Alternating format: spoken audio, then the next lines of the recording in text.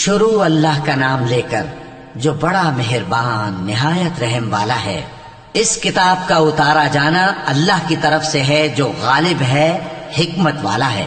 اے پیغمبر، ہم نے یہ کتاب تمہاری طرف سچائی کے ساتھ نازل کی ہے، تو اللہ کی عبادت کرو، یعنی اس کی عبادت کو شرک سے خالص کر کے۔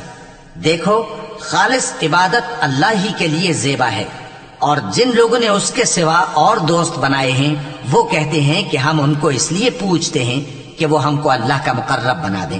تو جن باتوں میں یہ اختلاف کرتے ہیں اللہ ان میں ان کا فیصلہ کر دے گا۔ بے شک اللہ اس شخص کو جو جھوٹا ناشکرا ہے ہدایت نہیں دیتا۔ اگر اللہ کسی کو اپنا بیٹا بنانا چاہتا تو اپنی مخلوق میں سے جس کو چاہتا منتخب کر لیتا۔ وہ پاک ہے، وہی ہے اللہ جو اکیلا ہے، بڑا زبردست ہے۔ اسی نے آسمانوں اور زمین کو تدبیر کے ساتھ پیدا کیا ہے، اور وہی رات کو دن پر لپیٹتا اور دن کو رات پر لپیٹتا ہے، اور اسی نے سورج اور چاند کو کام میں لگا رکھا ہے، سب ایک وقت مقرر تک چلتے رہیں گے۔ دیکھو، وہی غالب ہے، بخشنے والا ہے۔ اسی نے تم کو ایک جان سے پیدا کیا، پھر اس سے اس کا جوڑا بنایا، اور اسی نے تمہارے لیے چوپایوں میں سے 8 جوڑے بنائے۔ وہی تم کو تمہاری ماؤں کے پیٹ میں پہلے ایک طرح، پھر دوسری طرح 3 اندھیروں میں بناتا ہے۔ یہی اللہ تمہارا پروردگار ہے، اسی کی بادشاہی ہے، اس کے سوا کوئی معبود نہیں۔ پھر تم کہاں بہہ کے جاتے ہو؟ اگر ناشکری کرو گے تو اللہ تم سے بے نیاز ہے، اور وہ اپنے بندوں سے ناشکری پسند نہیں کرتا، اور اگر شکر کرو گے تو وہ اس کو تمہارے لیے پسند کرتا ہے، اور کوئی بوجھ اٹھانے والا دوسرے کا بوجھ نہیں اٹھائے گا۔ پھر تم کو اپنے پروردگار کی طرف لوٹنا ہے، پھر جو کچھ تم کرتے رہے وہ تم کو بتا دے گا۔ وہ تو دلوں کی پوشیدہ باتوں تک سے آگاہ ہے، اور جب انسان کو تکلیف پہنچتی ہے تو اپنے پروردگار کو پکارتا ہے، اس کی طرف دل سے رجوع کرتا ہے۔ پھر جب وہ اس کو اپنی طرف سے کوئی نعمت دے دیتا ہے تو جس کام کے لیے پہلے اس کو پکارتا تھا اسے بھول جاتا ہے، اور اللہ کا شریک بنانے لگتا ہے تاکہ لوگوں کو اس کے رستے سے گمراہ کرے۔ کہہ دو کہ اے کافر نعمت، اپنی ناشکری کے باوجود تھوڑا سا فائدہ اٹھا لے، پھر تو دوزخیوں میں ہوگا۔ بھلا مشرک اچھا ہے یا وہ جو رات کے مختلف اوقات میں زمین پر پیشانی رکھ کر اور کھڑے ہو کر عبادت کرتا اور آخرت سے ڈرتا اور اپنے پروردگار کی رحمت کی امید رکھتا ہے۔ کہو، بھلا جو لوگ علم رکھتے ہیں اور جو علم نہیں رکھتے، کیا دونوں برابر ہو سکتے ہیں؟ پس نصیحت تو وہی حاصل کرتے ہیں جو عقل مند ہیں۔ اے نبی، میرا پیغام سنا دو۔ اے میرے بندو جو ایمان لائے ہو، اپنے پروردگار سے ڈرو۔ جن لوگوں نے اس دنیا میں نیکی کی ان کے لیے بھلائی ہے، اور اللہ کی زمین کشادہ ہے۔ جو صبر کرنے والے ہیں ان کو بے حساب ثواب ملے گا۔ کہہ دو کہ مجھ سے ارشاد ہوا ہے کہ اللہ کی عبادت کو خالص کر کے اس کی بندگی کروں، اور یہ بھی ارشاد ہوا ہے کہ سب سے پہلے میں فرما بردار بن جاؤں۔ کہہ دو کہ اگر میں اپنے پروردگار کا حکم نہ مانوں تو مجھے بڑے دن کے عذاب سے ڈر لگتا ہے۔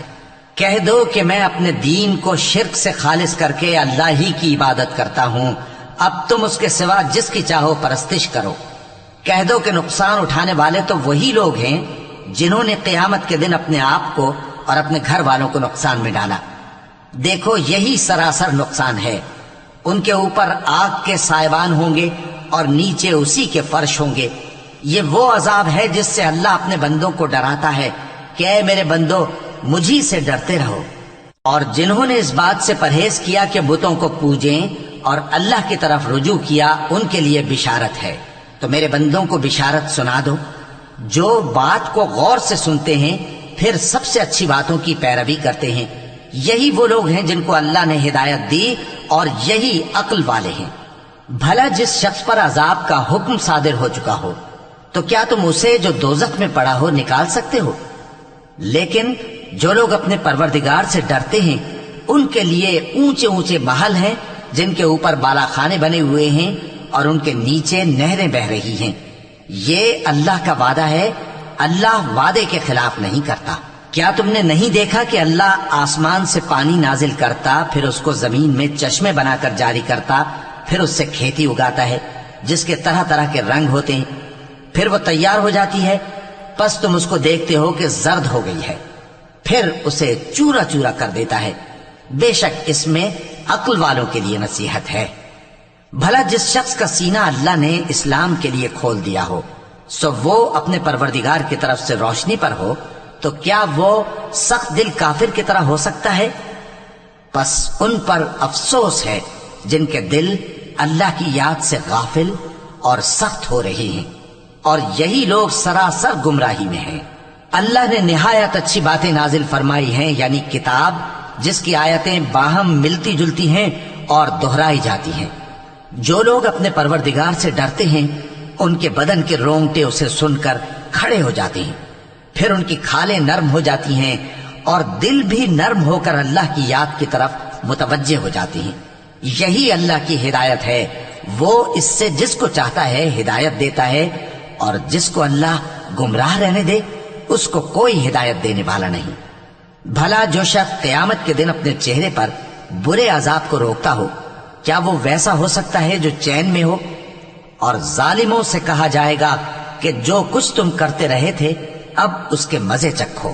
جو لوگ ان سے پہلے تھے انہوں نے بھی تکذیب کی تھی، تو ان پر عذاب ایسی جگہ سے آ گیا کہ ان کو خبر ہی نہ تھی۔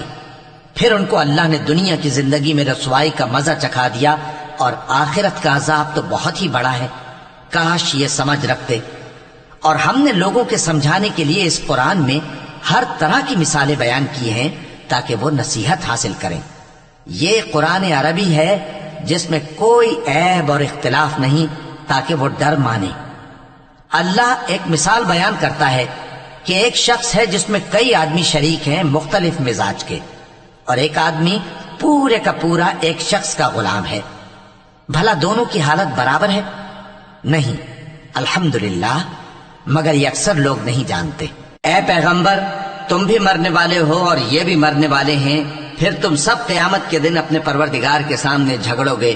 پھر اس سے بڑھ کر ظالم کون جو اللہ پر جھوٹ بولے اور سچی بات جب اس کے پاس پہنچ جائے تو اسے جھٹلائے۔ کیا جہنم میں کافروں کا ٹھکانہ نہیں ہے؟ اور جو شخص سچی بات لے کر آیا اور جس نے اس کی تصدیق کی وہی لوگ متقی ہیں۔ وہ جو چاہیں گے ان کے لیے ان کے پروردگار کے پاس موجود ہے۔ نیکوکاروں کا یہی بدلہ ہے، تاکہ اللہ ان سے برائیوں کو جو انہوں نے کی دور کر دے، اور نیک کاموں کا جو وہ کرتے رہے ان کو بدلہ دے۔ کیا اللہ اپنے بندے کو کافی نہیں؟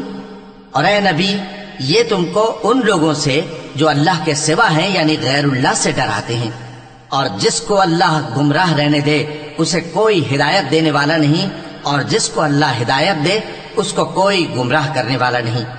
کیا اللہ عزت والا بدلہ لینے والا نہیں ہے؟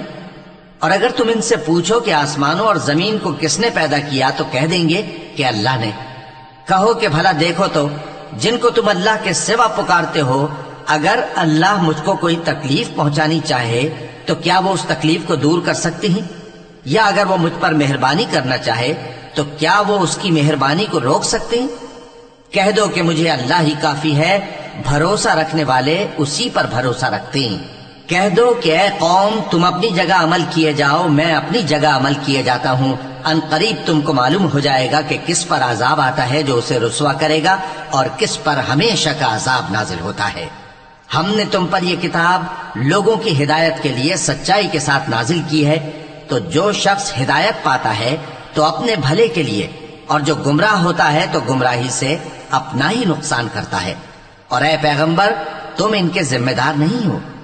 اللہ لوگوں کے مرنے کے وقت ان کی روحیں قبض کر لیتا ہے، اور جو مرے نہیں ان کی روحیں سوتے میں قبض کر لیتا ہے۔ پھر جن پر موت کا حکم کر چکتا ہے ان کو روک رکھتا ہے، اور باقی روحوں کو ایک وقت مقرر تک کے لیے چھوڑ دیتا ہے۔ جو لوگ غور و فکر کرتے ہیں ان کے لیے اس میں نشانیاں ہیں۔ کیا انہوں نے اللہ کے سوا اور سفارشی بنا لیے ہیں؟ کہو کہ خواہ وہ کسی چیز کا بھی اختیار نہ رکھتے ہوں اور نہ کچھ سمجھتے ہی ہوں تب بھی کہہ دو کہ سفارش تو سب اللہ ہی کے اختیار میں ہے، اسی کے لیے آسمانوں اور زمین کی بادشاہت ہے، پھر تم اسی کی طرف لوٹ کر جاؤ گے۔ اور جب ایک اکیلے اللہ کا ذکر کیا جاتا ہے تو جو لوگ آخرت پر ایمان نہیں رکھتے ان کے دل گھٹ جاتے ہیں، اور جب اللہ کے سوا اوروں کا ذکر کیا جاتا ہے تو فوراً خوش ہو جاتے ہیں۔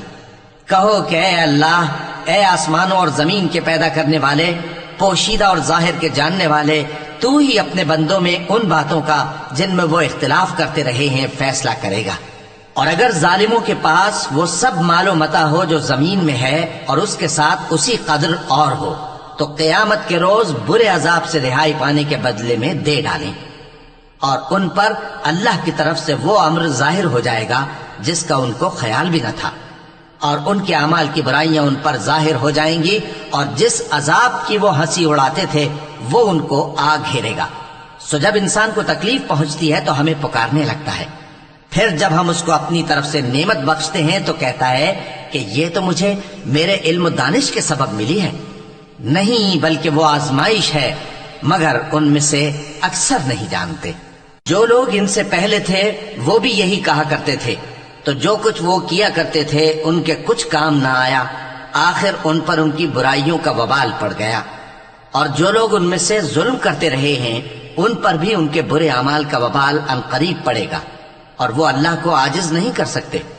کیا ان کو معلوم نہیں کہ اللہ ہی جس کے لیے چاہتا ہے رزق کو فراخ کر دیتا ہے اور جس کے لیے چاہتا ہے تنگ کر دیتا ہے؟ جو لوگ ایمان لاتے ہیں ان کے لیے اس میں بہت سی نشانیاں ہیں۔